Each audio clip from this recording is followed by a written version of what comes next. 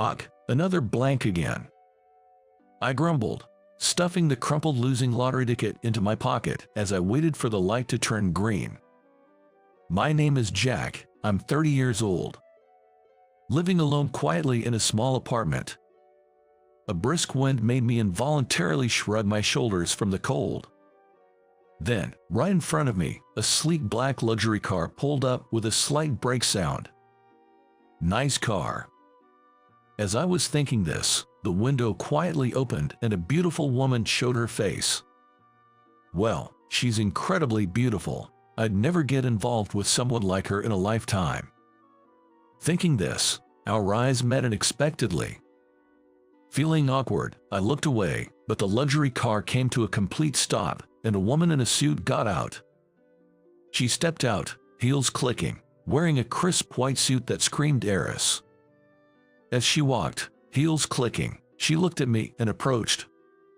Then, "Excuse me, you're Jack, right?" "Yes, that's me, but who are you?" "I'm sorry to be so sudden. I'm Lisa Brown." Saying this, she handed me a business card with a company name I didn't recognize and a name I didn't know, Lisa Brown. In my panic, she said, "I'm sorry to be abrupt, but could you listen to my story?" "No way. A beautiful woman like her wants to talk to me. Could this be some kind of reverse pickup?" No. That's impossible. It must be a scam or some kind of solicitation." "I'm in a hurry, excuse me," I said, making sure not to make eye contact and running across the blinking walk signal. Glancing back, the woman was still staring at me intently. It's been 3 days since that strange encounter, but her expression is still stuck in my mind. It's bothering me. I can't help but be curious. I kept looking at her business card, checking the contact details, and calming myself by searching "suddenly being approached" scam on my cell phone. Why am I so concerned? Sure, she's beautiful, but really, it's because of the way she looked at me, like she wanted to say something. I shake my head vigorously, trying to erase the memory. Ever since I ran away from my father, I've maintained a peaceful life, but now I feel like a storm is brewing. Ding dong, ding dong. The doorbell rings in the middle of a weekday. I was off work, sleeping in, and the sound woke me up, leaving me in a bad mood. Yes, it's me, Lisa. I freeze. Lisa is the name of the beautiful woman who gave me her card. How does she know where I live? My heart starts racing, and I break out in a cold sweat. I open the door, and she starts talking without waiting. "Sorry to be sudden. Do you know Emily Thomas?" That's the name of my mother." "Yes, actually, she's my mother too." "What?" "I have something important to tell you about our mother." "Please leave." I don't want to hear anything about that person. Please, just leave without saying anything else." "But, it's important." "Just go, please. How did you even find this house? I could report you to the police, you know." "Well, if you leave now without saying anything, I'll let it go. Don't ever come back here, please, just leave." "I'm sorry for disturbing you. I'll leave for today." The click-clack of heels echoed down the apartment hallway, reminiscent of the sound I heard while waiting at the traffic light, fading gradually into the distance. What's going on, really? Back when I was in middle school, I had a mother. But one day, she suddenly disappeared. Without a word, leaving me alone in that house. My father, born as the second son in a wealthy family, had a life of no hardships. He met my mother in college, married her right after graduation, and soon, I was born. As a laid-back and easygoing child, I often got scolded by my strict father. "You haven't even done your homework yet. Lazy kids will get nowhere, you know." Really, who did you take after? Every time he said that, my mother would fiercely scold him as if she was about to hit him, and then she would hug me. She always protected me. You're a good boy, clever and kind, the pride of your mother.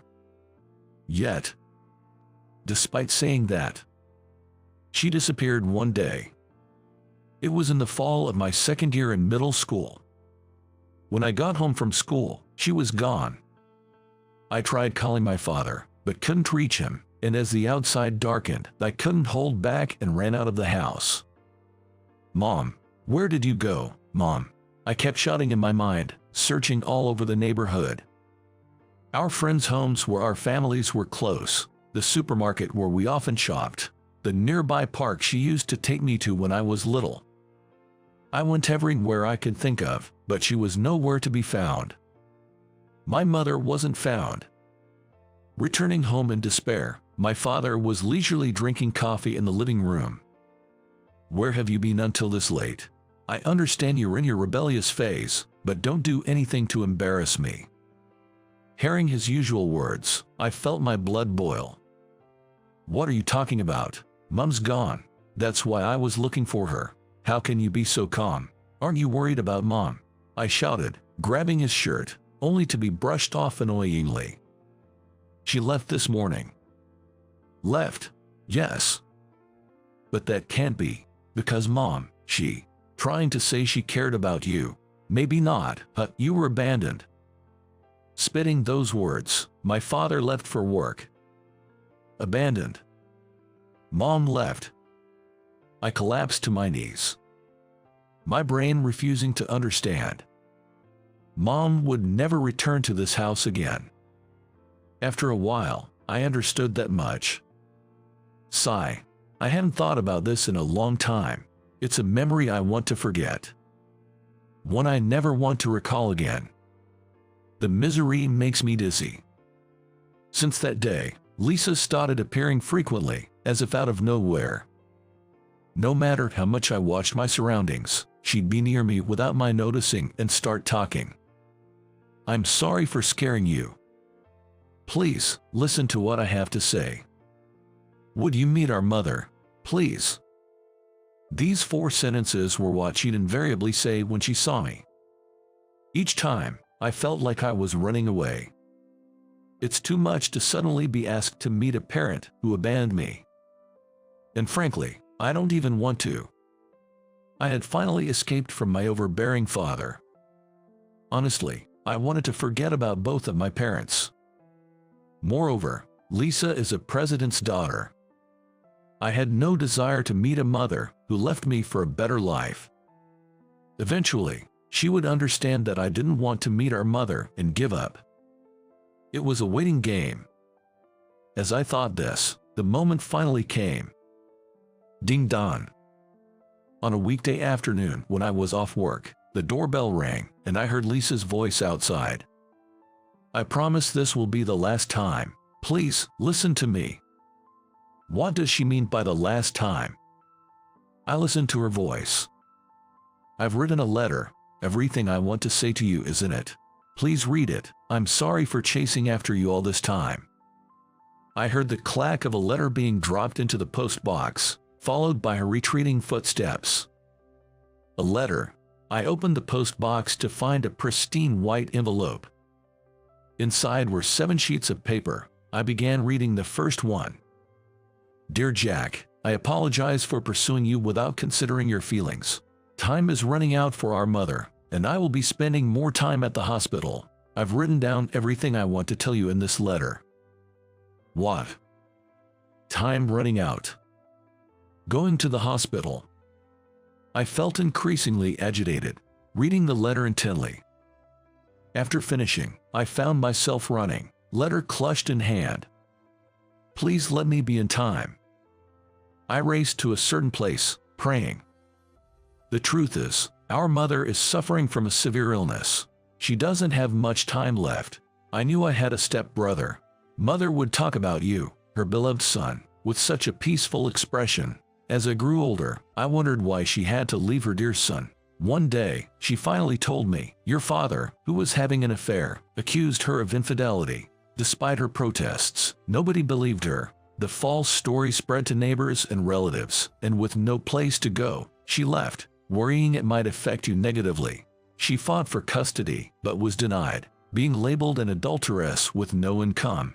She left you in that house, unable to prove her innocence. Years later, she met my father. I was about to finish high school, and I was delighted to have a mother. I love her dearly, so I wanted to fulfill her greatest wish and came to see you. Jack, would you please grant me this selfish request? Will you meet our mother one last time? Arriving at the hospital, breathless, I completed the visitation procedures. What am I going to do when I meet her? What should I talk about? I had no idea, but the word last compelled me to come. I knocked on the door of my mother's private room, and a voice said, "Come in." Opening the door, Lisa looked at me, surprised. Beside her, on the bed, lay a thin, elderly woman connected to tubes. It had been years since I saw my mother, but somehow, I knew this woman was her. Mom. I had only meant to call her softly, but at the sound of my voice, my mother opened her eyes. "Isn't that you, Jack? You recognize me, I'm already over 30. "Of course I do. You're my son, Jack. You've grown up so much, but this is strange. Is this a dream? Has my time come so soon?" "No, it's not a dream. I'm really here. I came to see you." As I said this and took her hand, she grasped it back repeatedly, saying, It's true," with joy. Lisa, unable to hold back her tears, covered her mouth and left the room. Until just now, I had been wondering what to say. But surprisingly, the words came out smoothly. I told her about how I started enjoying studying after she left, how cooking has become a part of my life, and various other things. Mom listened silently, smiling occasionally. "You've become a fine adult. I'm sorry I couldn't be there to see your life unfold," she said as she burst into tears. Why didn't you come back for me?" She looked surprised and gently stroked my cheek. "I did come back. After leaving, I tried several times to see you, but your father's family turned me away. Even so, I couldn't give up and waited near your house, hoping to see you. I didn't know that. I couldn't bring myself to speak to you. I saw you coming home, laughing and happy with your friends. I thought, if Jack has a life without me, if he's happy and healthy, then that's enough for me. So, I left without saying anything. I had no idea. Later, I remarried a good man, my current husband, and had a lovely daughter, Lisa. But perhaps it was karma. I got sick. I've been nothing but a burden to my children. That's not fair. You left me alone. I'm sorry. I never forgave you because I wanted to be with you." What? Dad was so strict. Every day was hard. He didn't care about me, only my achievements. I waited in that house, always hoping you'd come back for me. I didn't know. I'm so sorry. My leaving caused you so much pain. But I want to forgive it all today. I'm really happy we could meet again like this, Mom. I grasped my mother's trembling little finger. "Let's make peace. Thank you for thinking of me. That alone makes my life until today feel worthwhile. I feel saved." Through tearful eyes, I managed to show my best smile. "Jess, thank you.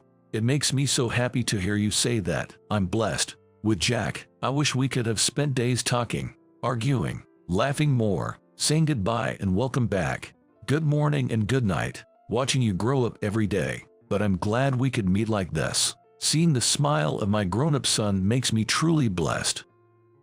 Under the clear sky, I watched the smoke rise to the heavens. My mother continued to fight her illness. She tried her best, hoping to go out with me and Lisa once she got better. In her last few months, I tried to visit her hospital room every day. We talked a lot and created many memories. Jack, thank you for indulging my selfishness and fulfilling my mother's last wish. Thank you too. I'm glad I could see Mom one last time. Actually, approaching you at the traffic light wasn't a coincidence. I found you based on the information my mother had, with the help of a private detective. I'm sorry for being sneaky about it. That's okay. I'm really happy about it. I'm grateful that you came to me, clearing up the misunderstandings about Mom and revealing the truth. With these memories, I can now look forward and walk ahead. Someday, I think I'll also face my father. I won't run away from my life anymore, the life my mother gave me. She'll be happy for you." Lisa gave the biggest smile I had seen since we met.